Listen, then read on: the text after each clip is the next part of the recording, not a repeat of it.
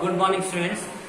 आज मैं आपको आगे के सम्स कुछ समझाने जा रहा हूं जो सर्कल चैप्टर से रिलेट करते हैं।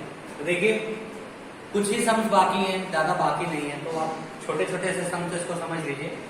कह रहा है कि पार्श्व में ओ वृत्त का केंद्र है, तो ये मैंने केंद्र लिया है, इसका नाम आप ओ दे दीजिए, जिसमें एक त्रिभुज एबीसी बना है, ठीक है, जिसका कोण ABC यानी एंगल B जो दे रखा है वो 70 है। तो CAB यानी इसकी वैल्यू फाइंड आउट करिए। ठीक है स्टूडेंट्स, हमें इसकी वैल्यू फाइंड आउट करनी है, तो इसको मैंने x मान लिया। अब देखिए स्टूडेंट, सबसे पहले फिगर को देखिए, AOB एक सरल रेखा है जो वृत्त के केंद्र से होकर जा रही है। इसका मतलब ये रेखा हमारी किसका काम करेगी? व्यास का काम करेगी। ये रेखा हमारी किसका काम करेगी स्टूडेंट्स? व्यास का काम करेगी। जब व्यास है ये रेखा, इसका मतलब ये वृत्त दो भागों में बट गया है। पहले भाग में त्रिभुज बना है और दूसरे भाग में कुछ नहीं बना है। तो जब ये दो भागों में बट गया है, अगर हम इस वृत्त को छुपा लेते हैं तो ऊपर वाला जो त्रिभुज है वो अर्धवृत्त में बना त्रिभुज हो गया। जब कोई त्रिभुज अर्धवृत्त में बना होता है तो जो उसकी परिधि पर बना कोण होता है वो समकोण होता है। तो क्या होता है? समकोण। इसीलिए हम कहते हैं, हमारी प्रमेय क्या होती है? अर्धवृत्त में स्थित कोण समकोण होता है। तो ये देखिए, ये अर्धवृत्त हो गया। अर्धवृत्त की परिधि पे कौन सा कोण बना है? कोण C। ये कितने डिग्री का हो गया? 90 डिग्री का। तो स्टूडेंट समझ में आ गया?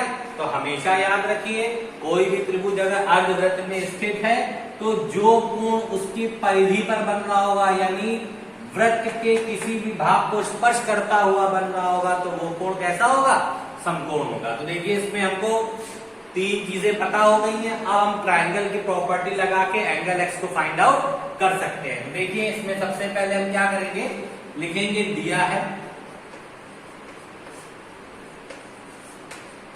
क्या दिया है? एक कोण ABC is equal to 70 degree. दूसरा AOB एक सरल रेखा है,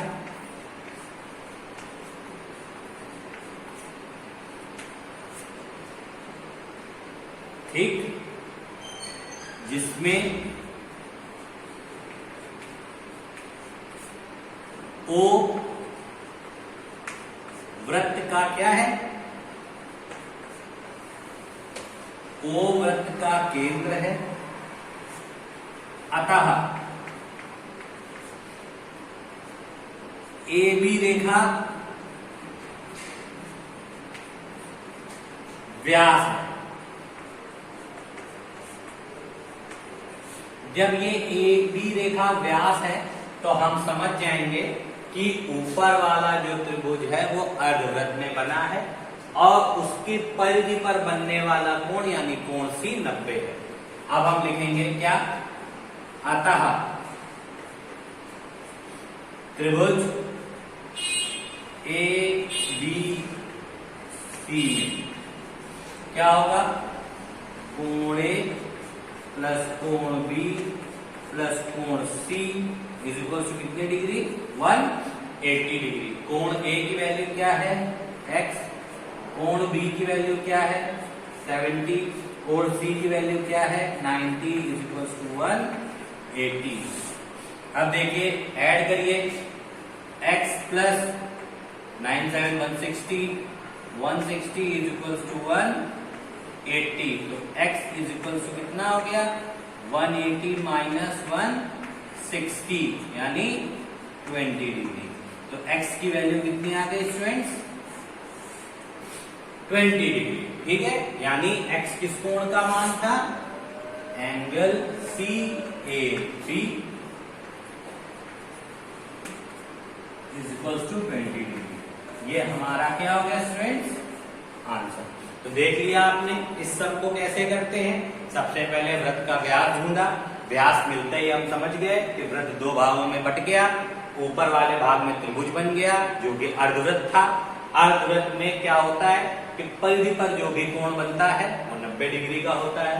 तो ये परिधि पर बन रहा था तो ये कोण 90 डिग्री का हो गया। फिर ट्राइंगल की प्रॉपर्टी लगा के इस प्रॉपर्टी का इस्तेमाल करके मैंने सम में आंसर फाइंड आउट कर लिया। ओके स्टूडेंट्स, अब इसको नोट कर लीजिए, आगे के सम में आपको इसी टाइप के बताने जा रहा हूं।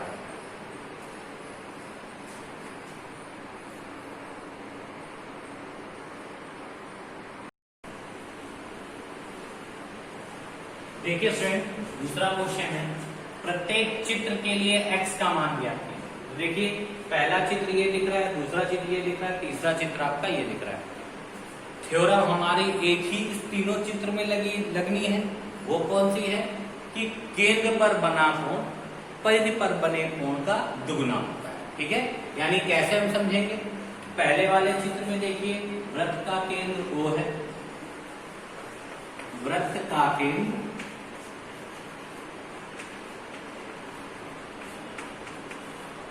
O है। ठीक है, वृत्त का केंद्र हमारा क्या है, पहले वाले चित्र में O है, और केंद्र पर बनने वाला कोण, केंद्र पर बनने वाला कोण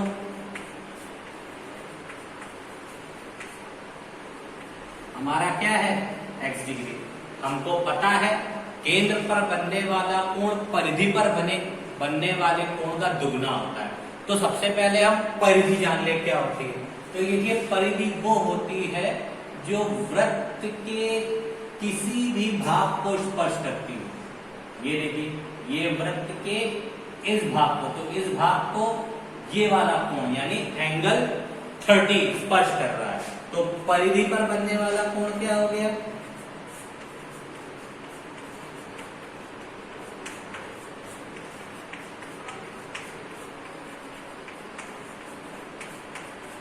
हमारा हो गया 30 डिग्री। हमको पता है केंद्र पर बनने वाला कोण परिधि पर बनने वाले कोण का दुगना होता है। तो इसके लिए हम सबसे पहले देखिए नेमिंग कर लीजिए। ये हो गई A, ये पॉइंट हो गया B, और ये पॉइंट हो गया हमारा C।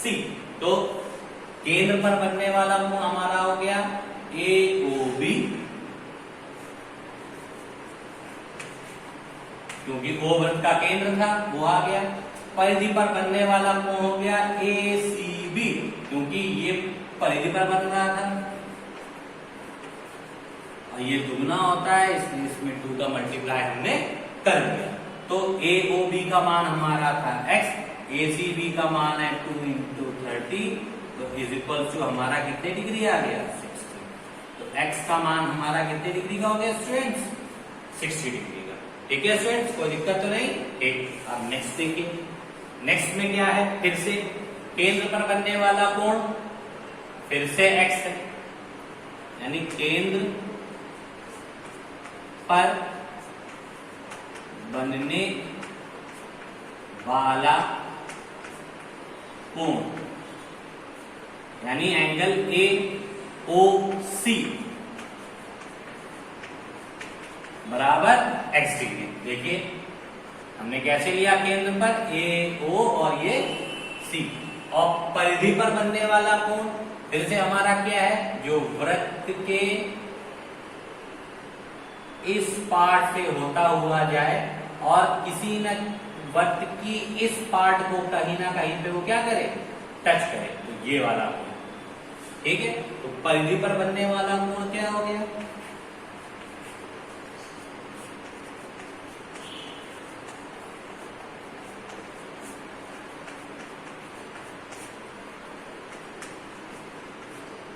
कोण CBA बराबर 40 डिग्री। ठीक है, हमको प्रमेय पता है केंद्र पर बनने वाला कोण परिधि पर बनने वाले कोण का दुगना होता है। तो सिंपल सी बात है, angle AOC is equal to 2 × angle CBA, 2 × 40 is equal to कितना आ गया 80। ये कौन सा एंगल हो गया AOC। ये देखिए एंगल AOC आपका कितने डिग्री आ गया 40 डिग्री, और इसी की वैल्यू x थी, यानी x इज इक्वल टू हमारा 40 डिग्री। अब थर्ड वन देख लीजिए, ये लास्ट सम है। लास्ट वाले में देखिए परिधि पर बनने वाला कोण, यानी वृत्त के इस पार्ट को कहीं ना कहीं टच कर रहा हो जिसपे हम चौक चला रहे हैं। देखिए इस पार्ट पे ये कोण टच कर रहा है, तो यानी परिधि पर बनने वाला कोण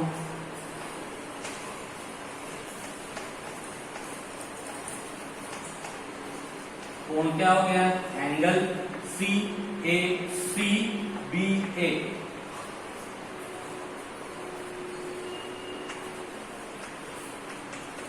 बराबर x, और केंद्र पर बनने वाला कोण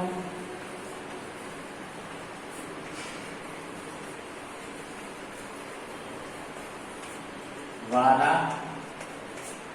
कोण, केंद्र पर कौन सा कोण बन रहा है AOC, यानी ये।